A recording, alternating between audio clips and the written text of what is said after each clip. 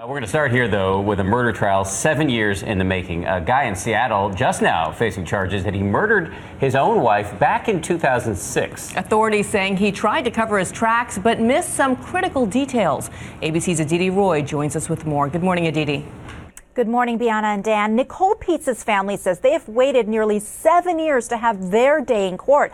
The prosecution says Pietz's husband strangled her to death in a fit of anger, while the defense argues there is little evidence to prove he killed her.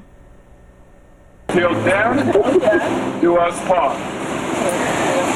Little did Nicole and David Pietz know on their wedding day how true those vows would turn out to be. 7 years ago, Nicole was murdered, her naked body dumped in a wooded area outside Seattle. Now David's on trial for her death.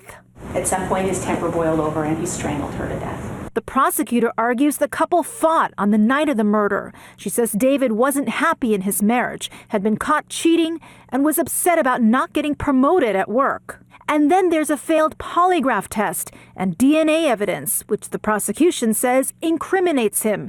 But his defense attorneys argue the findings are questionable. And it's not going to show that David Pietz took Nicole's life. Legal experts say the case will hinge on the prosecution's evidence. There is no confession. There are no witnesses.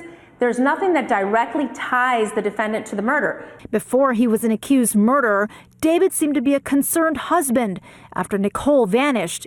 Try and focus on what we can do to be finding her so that so you don't let your mind go to the bad places. It took police more than half a decade to gather enough evidence to arrest him.